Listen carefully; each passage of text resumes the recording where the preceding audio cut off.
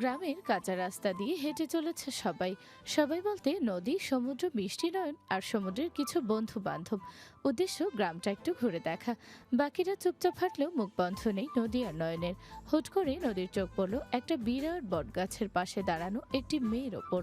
মেয়েটার সাজগোজ একেবারে গ্রাম্য, কিন্তু সমস্যা হলো মেয়েটা কেমন যেন করছে।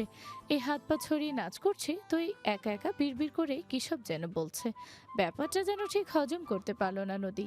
হাতের ইশারায় মেয়েটিকে দেখিয়ে সবার উদ্দেশ্যে প্রশ্ন করলো। What happened?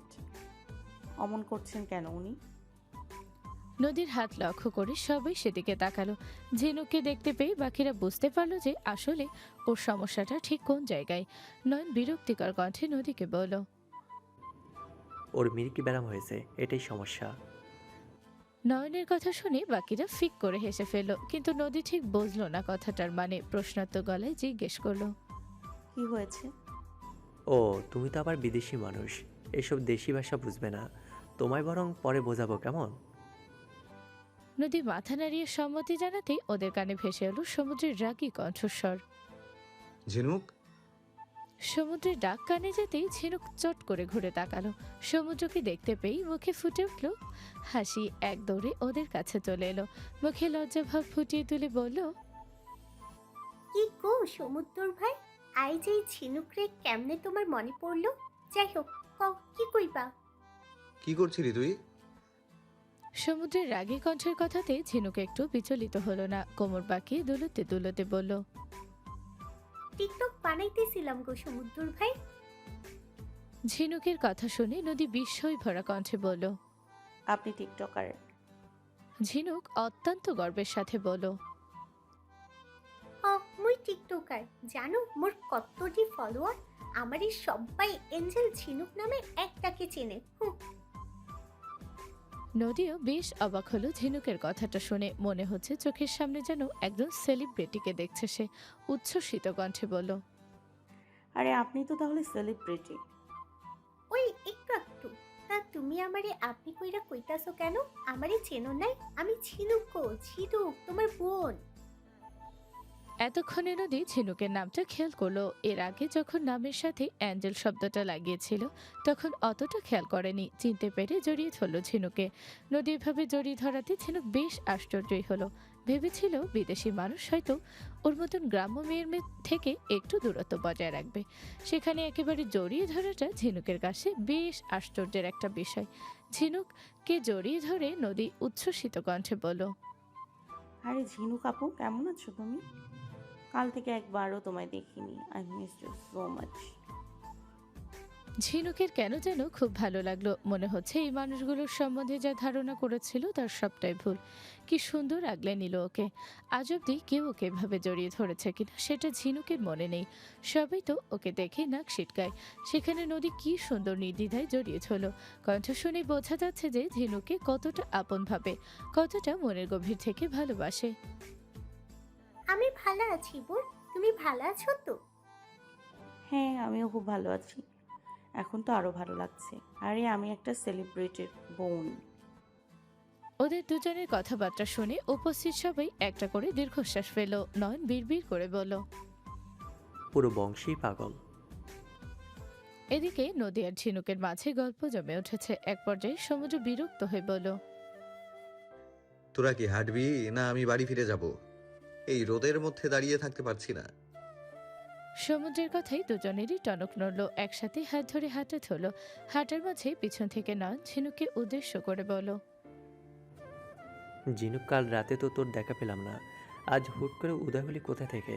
আমি তো ভেবেছিলাম অতিথিদের দেখে হয়তো পালিয়েছিস, তা আজ আবার সেই অতিথিদের সাথে এত ভাব জমলো কিভাবে? ঝিনুক হাঁটতে হাঁটতে হাস্যোজ্জ্বল কণ্ঠে উত্তরে বলল। ঠিক কইছিস নয়নের বাচ্চা, আমি তো অতিথি করে দেখাই পালাইয়া আইছিলাম। কেমন কেমন যেন লাগতেছিল, কিন্তু সকালে ছোট আম্মা আইছিল বাড়ি। সে আশায় আমারে জড়াই ধরছিল, মেলা আদর করছে আমারে জানিস। তারপর থেকেই আমার মনটা খুশি খুশি লাগতেছে। ও, সেজন্য এত উঠছিস? উঠতেছি। তোর কোনো সমস্যা? নয়নের কথা বাড়ালো না, হাঁটতে হাঁটতে ঝিনুকদের বাড়ি এসে পৌঁছলো। স্রোত তখন বাঁশ কাটতে ব্যস্ত, ঠিক মতো কেটে বসার জন্য একটা মাচা বানাবে, একটা নিজেদের জন্য আর একটা সমুদ্রদের বাড়ির জন্য। সমুদ্রদের বাড়ির পেছনে থাকা মাচাটা ভেঙে গেছে, ওর নিজেরই ঠিক করেছিল যে নিজেরাই বানাবে। পরনে তার সাধারণ স্যান্টো গেঞ্জি আর লুঙ্গি, রোদের মাঝে কাজ করার জন্য ঘেমে নেমে একাকার হয়ে গেছে। সবাইকে আসতে দেখে স্রোত নিজের কাজ থামালো। আরে তোরা এই অসময় বিকেলে এলেই তো পারতি, এই রোদের মাঝে আসতে গেলি কেন? স্রোতের কথা শুনে নয়ন বলে উঠল, এক একজনে একটু পিনিক বেশি তো ভাই, সেজন্য এখনই আসতে হলো। নয়নের কথা শুনে নদী প্রশ্নোত্তর গলায় জিজ্ঞেস করলো। হোয়াট ইজ পেনিক ভাইয়া? নয়ন এবার পড়ল বিপদে, বোকা বোকা হেসে নদীকে বলল, যেটাই পিনিক সেটাই পিনিক, পিনিক মানে পিনিক, বুঝলে? না বুঝিনি, এভাবে বুঝলে কেউ বুঝবে না। সমুদ্র ভাই তুমি বলো তো এটা মানে কি? সমুদ্র ঠিক এই ভয়টাই পাচ্ছিল। অগ্নি দৃষ্টিতে নয়নের দিকে তাকালো। নয়নের দৃষ্টি দেখে চুপসে গেল। ও কি আর জানতো নাকি যে নদী এভাবে চেপে ধরবে এটা জানার জন্য? সব কিছুর মানে জানতে নেই, যদি কখনো প্রয়োজন হয় তখন তোকে বোঝাবো। কথাটা বলে সমুদ্র স্রোতের দিকে এগিয়ে গেল ওকে সাহায্য করার জন্য। ভাই দাও আমি সাহায্য করি। বলো কি করব? জামা কাপড় মেখে যাবে তোর। এটা অবশ্য ঠিক বলেছো। আচ্ছা ঠিক আছে, তোমার একটা লুঙ্গি আর গেঞ্জি দাও। আমার ঘরে গিয়ে দেখ, পেয়ে যাবি। সমুদ্র জোর করে নয়নকেও সাথে নিয়ে গেল। যদিও নয়নের ইচ্ছে ছিল না, কিন্তু সমুদ্রকে কোনো মতে ছাড়ল না। এদিকে মিষ্টি এক নজরে স্রোতের দিকে তাকিয়ে আছে। ভালোবাসার মানুষটাকে সব রূপে সব পোশাকে ভালো লাগে। সৌন্দর্য মানুষের রূপে থাকে না, থাকে অপরের দৃষ্টিভঙ্গিতে। যে যাকে ভালোবাসে তার নজরে সেই মানুষটাই সুন্দর হয়ে ওঠে। স্রোত বুঝতে পারছে যে মিষ্টির নজর ওর উপরে নিবদ্ধ। সে একবারের জন্য মিষ্টির দিকে তাকায়নি, চুপচাপ মনোযোগ দিয়ে নিজের কাজ করে যাচ্ছে। গলা উঠিয়ে কল থেকে ঝিনুকে এক গ্লাস ঠান্ডা পানি আনতে বলল। স্রোতকে পানিটা দিয়ে ঝিনু গেল অতিথিদের জন্য কিছু নাস্তার ব্যবস্থা করতে। নদী বেশ ভালোভাবে ওদের বাড়িটা ঘুরে দেখলো। টিনের বাড়ি, থাকার জন্য দুটো রুম, ঘরের মাঝে পাকা হলেও বারান্দাটা কাঁচা। ঘরের পাশে একটা ছোট্টখাটো রান্নাঘর, সেখানে মাটির দুটো চুলো, আশেপাশে হাঁড়ি পাতিল সহ রান্নার জন্য প্রয়োজনীয় জিনিসপত্র গুছিয়ে রাখা। বাড়ির সামনের উঠোনটাকে খুব বড় বলা না গেলেও খুব ছোট না। আশেপাশের চোখ বোলাতেই বাথরুমটা নজরে পড়ল। বাথরুমটা পাকাই, তার পাশেই দুটো কাঁঠালের গাছ, বেশ কয়েকটা কাঁঠাল ধরেছে সেখানে। আর উঠোনের এক পাশে রয়েছে একটা আমের গাছ, আমের গাছেও বেশ অনেকগুলো আম ধরেছে। এত সব কিছু মিলিয়েও কেন যেন নদীর মন ভরল না। শাহনেওয়াজ বাড়ির ধারের কাছেও এই বাড়িটা না। কত বড় বাড়ি, রাজকীয় জিনিসপত্র, বাড়ির উঠোনে কত জায়গা, আর সেখানে এই বাড়িতে তার ছিটে ফোটাও কিছু নেই। ছাদটা অব্দি টিনের। নদী এগিয়ে গেল স্রোতের কাছে, ধীর কণ্ঠে প্রশ্ন করল, আচ্ছা বড় ভাইয়া তোমরা এই বাড়িতে থাকো কেন? আমাদের তো অনেক বড় একটা বাড়ি আছে। নদীর এমন প্রশ্ন শুনে স্রোতের কাজের হাতটা থেমে গেল। মুখে হালকা হাসি ফুটিয়ে তুলে বলল, কারণ এটা আমাদের বাড়ি, ওটা তো আমাদের বাড়ি না। কেন, মা তো আমায় বলেছে ওটা আমাদের বাড়ি। আমরা সবাই তো ওই বাড়িতেই থাকি, শুধু তুমি আর ঝিনু কাকু থাকো না। এখানে তো থাকতে তোমাদের কষ্ট হয় অনেক। তোমরা দুজন একা একা থাকো কি করে? যাদের বাবা মা নেই তাদেরকে একাই বাঁচতে শিখতে হয়। আর কে বললো আমাদের এখানে কষ্ট হয় থাকতে? আমরা দুই দুই ভাই বোন খুব আনন্দ করে এই বাড়িটাতে থাকি। নদীর কেন যেন স্রোতের কথাটা বিশ্বাস হলো না যে ওরা এই বাড়িতে খুব আনন্দে থাকে। একা একা পরিবার ছাড়া কি আনন্দে থাকা যায় নাকি? নদীর মনটা হুট করে খারাপ হয়ে গেল। কিছুটা সময় নীরব থেকে পুনরায় স্রোতকে বলল, তোমার কাছে টাকা নেই তাই না বড় ভাইয়া? সেজন্য তুমি সুন্দর করে তোমাদের বাড়িটা বানাতে পারোনি। আমাদের সবার টাকা আছে, আমরা সবাই ভালো বাড়িতে থাকি। তোমরা দুজন আমাদের ভাই বোন, অথচ তোমাদের টাকা নেই, তোমরা ভালো বাড়িতে থাকতে পারো না। এটা তো ঠিক নয়। এবার সুইজারল্যান্ডে তোমাদের দুজনকে নিয়ে যাব আমি, তোমরা আমাদের সাথে যাবে। নদীর কথা শুনে স্রোত বেশ অবাক হলো। মেয়েটাকে যতটা অবুঝ ভেবেছিল ততটা অবুঝ না, একটু একটু বাস্তবতা সেও বোঝে। তবে হ্যাঁ, বেশ অনেকটাই বোকা। বোকা হলেও মনটা ভীষণ বড়, একদম নিজের মায়ের মতন। নদীকে শিক্ষা দিয়েছে নুজহাত, যে মানুষটা স্রোতের আদর্শ। তার দেওয়া শিক্ষা যে এমন হবে এটাই তো স্বাভাবিক। নদীর মাথায় স্নেহের হাত বুলিয়ে দিয়ে স্রোত হাস্যোজ্জ্বল মুখে বলল, তুমি আমাদের জন্য যেটা ভেবেছো সেটা আমাদের বাবাও ভাবেনি। তুমি যে এতটা ভেবেছো এটাই অনেক। সারা জীবন এমনই থেকো। তোমার কথা শুনেই বোঝা যায় যে তুমি ছোট মার মেয়ে। দূরে দাঁড়িয়ে সমুদ্র নদীর বলা সব কথা শুনলো। আসার পর থেকে ওদের সাথে নদীর আচরণ, ঝিনুকে এতটা আপন করে নেওয়া, স্রোতকে বলা সবগুলো কথা সমুদ্রের হৃদয় ছুঁয়ে গেল যেন। দূরত্বটা শুধুমাত্র সমুদ্রের দিক থেকে তৈরি হয়েছে, কিন্তু নদীর দিক থেকে কোনো দূরত্বই তৈরি হয়নি। নদী এখনও সবাইকে আগের মতন ভালোবাসে। মেয়েটা সবাইকে ভালোবাসতে জানে, তার মাঝে ঘৃণা, রাগ, অহংকার কিচ্ছু নেই। সমুদ্র আনমনে হাসলো।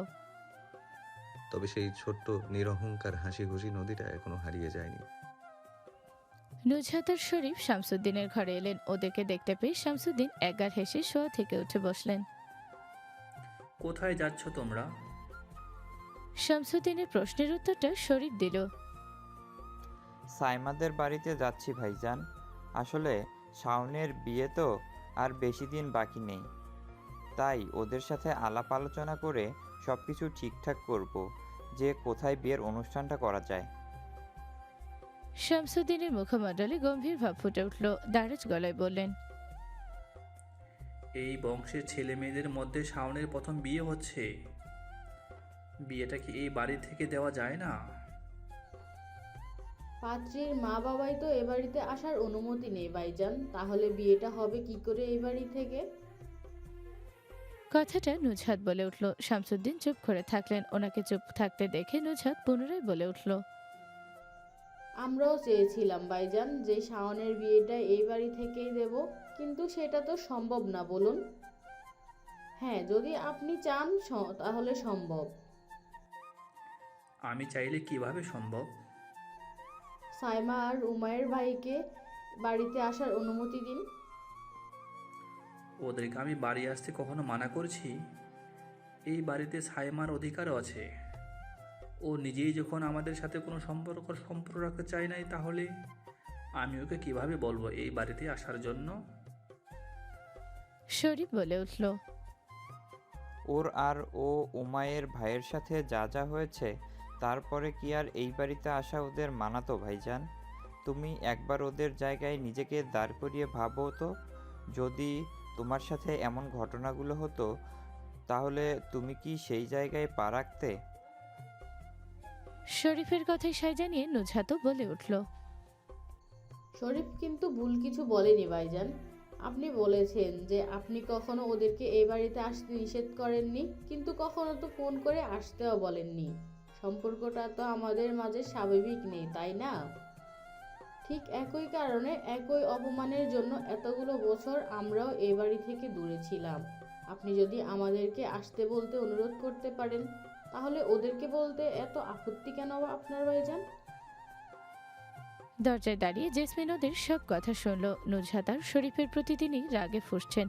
একই তো, এতগুলো বছর পর ওরা এই বাড়িতে আসতেই জেসমিন ভীষণ অখুশি। তার উপরে আবার বাড়ির আদরের মেয়েকেও ফিরিয়ে আনার ব্যবস্থা করছে। সব মিলিয়ে ওনার মেজাজ যেন তুঙ্গে উঠে গেল। এই নিয়ে যে স্বামীকে কিছু বলবেন সেই উপায় নেই, কেননা এই সকল ঝামেলার সূত্রপাত তিনি করেছিলেন। ওনার জন্য সম্পর্কের মাঝে এত ভুল বোঝাবুঝি, এত দূরত্ব তৈরি হয়েছিল।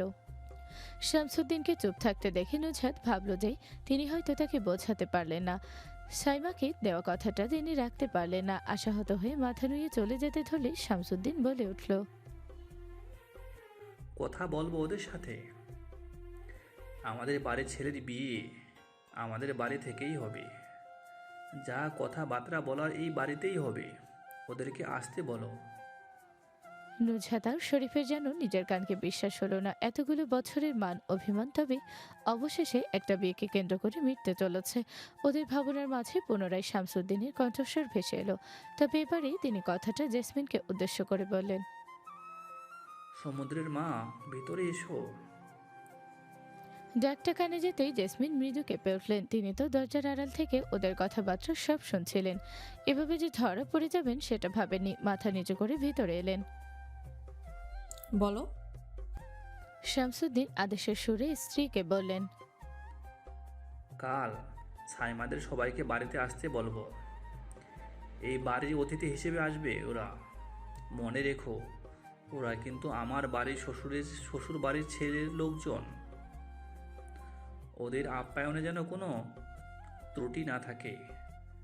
যা যা প্রয়োজন তার সব আয়োজন করবে। আর অবশ্যই নিজের মুখ ভঙ্গি ঠিক রাখবে। জেসমিন তেতে উঠে বললেন, সব তো শুধু আমারই দোষ। আমার মুখভঙ্গি খারাপ, বাকিদের দোষ তো তোমার চোখে দেখো না। যে দোষ করে তার তার সব দোষ সবসময় আমার চোখে পড়ে। ভুলে যেও না সাইমা, আমার কম আদরে ছিল না। যদি ওর দোষ আমার চোখে পড়ে তাহলে সবার দোষই পড়বে। তোমার মুখে যেন এ নিয়ে আমি আর কোনো বাড়তি কথা না শুনি। সবারই সকালের খাওয়া শেষ। নদী যতই তাড়াতাড়ি ওঠার চেষ্টা করছে না কেন, তবুও সবার আগে উঠতে পারছে না। প্রতিদিনই ভাবে যে আজ মনে হয় পেরেছে, কিন্তু না। নদীর ঘুম ভাঙতে ভাঙতে সবার খাওয়া অবধি শেষ হয়ে যায়। ইতোমধ্যে সকালে নাস্তা সেরে নুজহাত আর শরীফ কি যেন কাজে বেরিয়ে পড়েছে। বাড়িতে যে এখন কে কে আছে নদী সেটাও ঠিক করে জানে না। নিচে আসতেই রান্নাঘর থেকে জেসমিন ব্যঙ্গাত্ম গলায় নদীকে উদ্দেশ্য করে বলল, মহারানীর ঘুম ভাঙলো তবে? এত সকাল সকাল আপনার পদধূলি পেয়ে আমি ধন্য হয়ে গেলাম রানীমা। সবেমাত্র সদর দরজা দিয়ে ভেতরে প্রবেশ করেছিল স্রোত। ওর কানে কথাটা গেল। ভেবেছিল নদী হয়তো কোনো উত্তর দেবে। সেই আশাতে নদীর দিকে তাকালো, কিন্তু সে আশাহত। মেয়েটাকে দেখে মনে হচ্ছে এখনও ঘুমই ঠিকঠাক ভাঙেনি। জেসমিনের ঠেস দেওয়া কথাটা হয়তো ওর মাথার উপর দিয়ে গেছে। স্রোত এগিয়ে গেল নদীর দিকে। এখনো ঘুম ভাঙেনি তোমার নদী? ভেঙেছে তো, ঘুম না ভাঙলে তো শুয়েই থাকতাম। নাস্তা করেছো? না, করব। তুমি করেছো? না, এখনো করা হয়নি।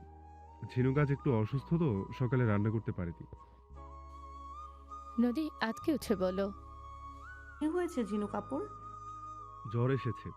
আচ্ছা, তুমি নাস্তা করে নাও, আমি একটু সমুদ্রের সাথে কথা বলে আসছি, কেমন? স্রোতকে আর কষ্ট করে সমুদ্রের ঘর অবধি যেতে হলো না। সমুদ্রের নিচে নেমে এলো। নদী স্রোতকে উদ্দেশ্য করে বলল, বড় ভাইয়া চলো আমরা একসাথে নাস্তা করি, তারপর তুমি ঝিনু কাপুর জন্য খাবার নিয়ে যেও, কেমন? আর দুপুরে ঝিনু কাপুকে নিয়ে এই বাড়িতে আসবে। আপু অসুস্থ, রান্না করতে পারবে না তো। নদীর মুখ থেকে ঝিনুক অসুস্থ সেই কথাটা শুনে সমুদ্রে এগিয়ে এসে চিন্তিত কণ্ঠে স্রোতকে বলল, ঝিনুকের কি হয়েছে ভাই? আরে তেমন কিছু না, একটু জ্বর এসেছে। ওষুধ দিয়ে এসেছি, ঠিক হয়ে যাবে। চলো, আটতে যাবো, দেরি হয়ে যাচ্ছে। 5 মিনিট দাঁড়াও, একটু খেয়ে নেই। তুমি নাস্তা করেছো তো? স্রোত উত্তরটা দেওয়ার আগেই নদী বলে উঠল, না করেনি। ঝিনু কাপু তো অসুস্থ, কে রান্না করবে? জেসমিন রান্না করছেন আর কান খাড়া করে ওদের সব কথা শুনছেন। তিনি শুধু উপযুক্ত একটা সুযোগের অপেক্ষা করছেন নিজের বিষাক্ত কথাগুলো বলার জন্য। অবশেষে সেই সুযোগটা পেয়েও গেলেন। নদী রান্নাঘরের দিকে এগিয়ে গিয়ে বলল, বড় আম্মু আমাদের 3 জনকে খাবার দাও তো প্লিজ। আর ঝিনু কাপুর জন্য একটা টিফিন বক্সে খাবার প্যাক করে দাও, বড় ভাইয়া নিয়ে যাবে। নদীর বেলায় এই কথাটা সমুদ্রের পছন্দ হলেও স্রোতের একটু পছন্দ হলো না। কেননা স্রোত জানে জেসমিন কি উত্তর দিতে পারেন, আর তার সেই ধারণা সত্য প্রমাণ করে জেসমিন নদীকে উদ্দেশ্য করে বলল, এত মানুষের জন্য সকালে খাবার রান্না করা হয়নি। তোমার আর সমুদ্রের জন্য খাবার আছে, বাড়তি খাবার নেই। নিমেষের মাঝে নদীর হাস্যোজ্জ্বল মুখটা চুপসে গেল। সমুদ্র বিস্ফোরিত নয়নে নিজের মায়ের দিকে তাকালো, আর স্রোত হাসছে। সে তো অভ্যস্ত এসব কথায়। জেসমিন পারলে কুকুরকে রান্না করে খাওয়াবে, কিন্তু তাও ওদের 2 ভাই বোনের জন্য ওনার রান্না করা খাবার বরাদ্দ থাকে না। ছেলে মেয়ে দুটোই মা বাবা নেই, তাও ওনার একটু মায়া হয় না। বড্ড নির্দয় তিনি। তবে সেটা অন্যের ছেলে মেয়ে আর পরিবারের ক্ষেত্রে।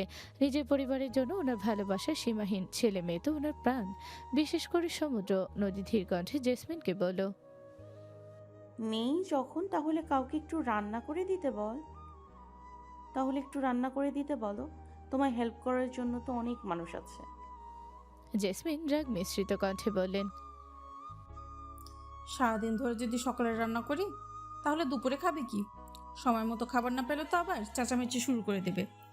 আর ওই মেয়ে অনেক শক্ত, জ্বর থাকলেও উঠে ঠিক রান্নাবান্না করে খেয়ে নিতে পারবে। তোমার এত চিন্তা করতে হবে না ওদের জন্য। আমার ভাই বোনকে নিয়ে আমি চিন্তা করব না তো কে করবে? ঠিক আছে, তোমাকে আলাদা করে রান্না করতে হবে না। আমার জন্য যে খাবারটা রেখেছো ওটাই আমি বড় ভাইয়ার সাথে ভাগ করে খেয়ে নিব। জেসমিনকে কথাটা বলার পর নদীর সমুদ্রকে উদ্দেশ্য করে বলল, আর সমুদ্র ভাই, তুমি তোমার খাবার থেকে একটু ঝিনু কাপুর সাথে শেয়ার করবে প্লিজ। সমুদ্র হালকা হেসে মাথা নাড়িয়ে সাই জানিয়ে নিজের মায়ের দিকে তাকিয়ে বলল, শেয়ার করতে হবে না নদী। আমি মিষ্টিকে বলছি আমার অংশের খাবারটুকু পুরোনো একটা টিফিন বক্সে ঝিনুকের জন্য তুলে দিতে। এমনিতেও আমি খাবার খাবো না, গলা দিয়ে আমার খাবার নামবে না। স্রোত এবার ওদের দুজনকে উদ্দেশ্য করে রাগী কণ্ঠে বলল, তোরা দুজনেই কিন্তু এবার আমার কাছে বকা খাবি। নদী, তুমি চুপচাপ গিয়ে নাস্তা করে নাও, আমি কিছু খাবো না। এমনিতেও আমি বেশিরভাগ সময় সকালে না খেয়েই থাকি। আর ঝিনুককে আমি রাতের একটু খাবার বেঁচে গিয়েছিল, সেটা খাইয়ে দিয়ে ওষুধ খাইয়ে এসেছি। ওরও কিছু খেতে হবে না, দুপুরে আমি বাহির থেকে খাবার কিনে নিয়ে যাব।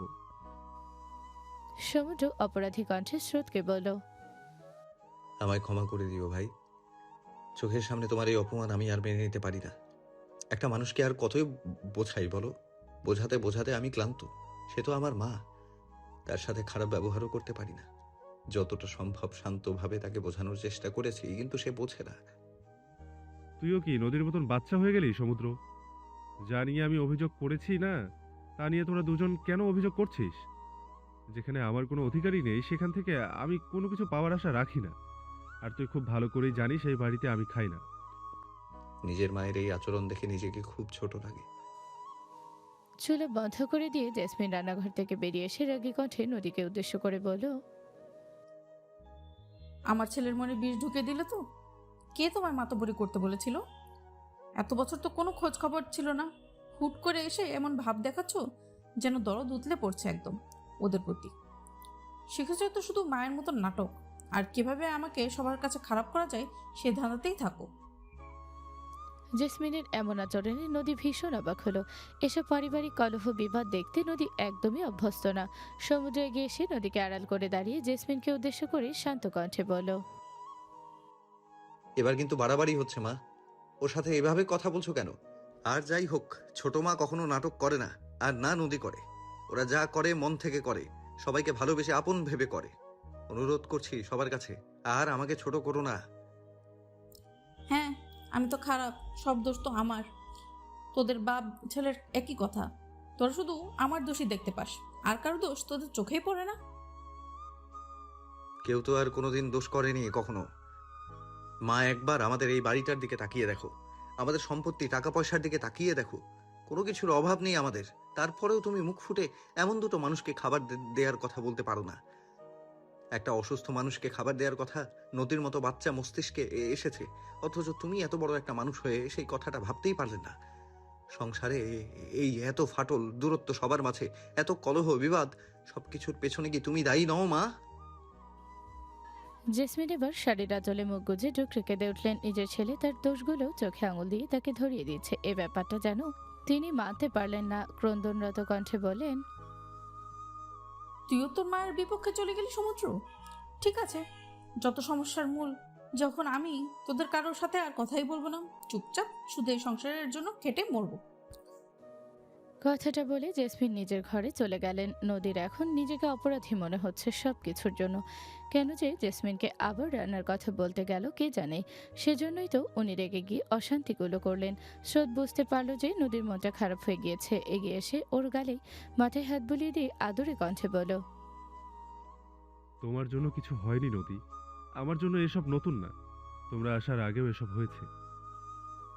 নদী কাঁদো কাঁদো কণ্ঠে বলল, আই এম রিয়েলি সরি বড় ভাইয়া। আমি সত্যি বুঝতে পারিনি যে এমন হবে। আসলে তুমি কিছু খাওনি, তোমাকে রেখে একা একা কী করে খেয়ে নিতাম। ঝিনুক আপু অসুস্থ, তাই বলেছিলাম। জানি তুমি ভালোবেসে আমাদের জন্য এতটা ভেবেছো। চিন্তা করো না, আমরা ঠিক খেয়ে নেব। এখন আসছি। 2 মিনিট দাঁড়াও, আমি এক্ষুনি আসছি। কথাটা বলে নদী সিঁড়ি বেয়ে ওপরে ছুট লাগালো। কয়েক মিনিটের ব্যবধানে আবার ছুটতে ছুটতে নিচে নেমে এলো। হাতে থাকা ছোট্ট শপিং ব্যাগটা স্রোতের দিকে বাড়িয়ে দিয়ে বলল, এটা নাও বড় ভাইয়া, ঝিনুক আপুকে দিও। ব্যাগটার দিকে প্রশ্নাত্মক দৃষ্টি নিক্ষেপ করে স্রোত বলল, কি আছে এতে? এতে অনেকগুলো চকলেট আছে ভাইয়া। এগুলো সব আমার পছন্দের, ঝিনুক আপুরও ভালো লাগবে। স্রোত প্রতি পদে পদে এই মেয়েটার আচরণে অবাক হচ্ছে। এতগুলো বছর দূরে ছিল, কোনো কথাবার্তা দেখা সাক্ষাৎ কিছু হয়নি, তারপরেও ভালোবাসা একটু কমেনি। ভালোবাসা থাকলে সত্যি ভোলা যায় না, দূরত্বটা যতই হোক মনের টান আজীবন থেকেই যায়। দুপুরের খাওয়া দাওয়া শেষে একটা লম্বা ঘুম দিয়েছিল নদী। ঘুম ভাঙতে ভাঙতে প্রায় 4:30 বাজলো। রুম থেকে বেরিয়ে এসে বাড়িতে কাউকে দেখতে পেল না, কোথাও কোনো শব্দ নেই। মনে হচ্ছে এত বড় একটা বাড়িতে নদী কেবল একাই আছে। নিচে না নেমে সোজা মিষ্টির ঘরে গেল, গিয়ে দেখলো মিষ্টিও ঘুমাচ্ছে। মিষ্টিকে আর বিরক্ত করলো না। নদী জানে নুজহাত আর শরীফ সাইমাদের বাড়িতে গিয়েছে, তাই ওদের আর খোঁজ করলো না। কাউকে না পেয়ে শেষে ভাবনা শামসুদ্দিনের কাছে যাবেন। ওনার ঘরের দিকে পা বাড়াতে করিডোর দিয়ে স্রোতকে আসতে দেখলো। বড় ভাইয়া বাড়িতে কেউ নেই? মিষ্টি, বড় আব্বু বড় মা আছেন তো? সমুদ্র ভাইয়া কোথায়? সমুদ্র তো পাশের গ্রামে গেছে। তোমার কোনো দরকার ছিল ওর সাথে? পাশের গ্রামে কেন গেছে? একটা সিক্রেট ম্যাচ আছে ওদের, সেজন্যই গিয়েছে।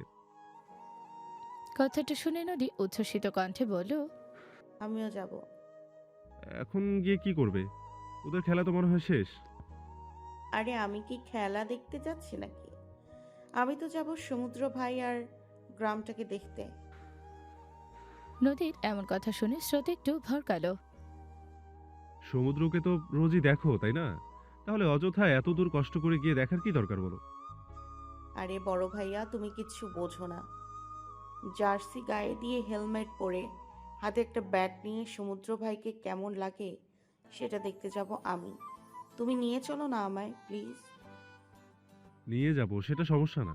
আমি ওই গ্রামে যাচ্ছি, কিন্তু চাচা ছোট মা বাড়ি ফিরে তোমায় না পেলে তো চিন্তা করবে।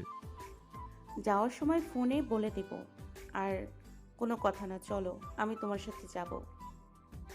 স্রোত বুঝলো না নিয়ে গেলে নদী কোনো মতেই ছাড়বে না। আর আজকাল নদী ওকে দেখে ভয়ও একটু কমই করছে, যার ফলে হঠাৎ আবদার করে দেয়। অবশ্য আবদার করাকে স্রোতেরও খারাপ লাগে না, বেশ ভালোই লাগে। ঠিক আছে, চলো। বড় ভাইয়া তুমি 5 মিনিট দাঁড়াও, আমি শুধু ড্রেসটা চেঞ্জ করে আসি কেমন?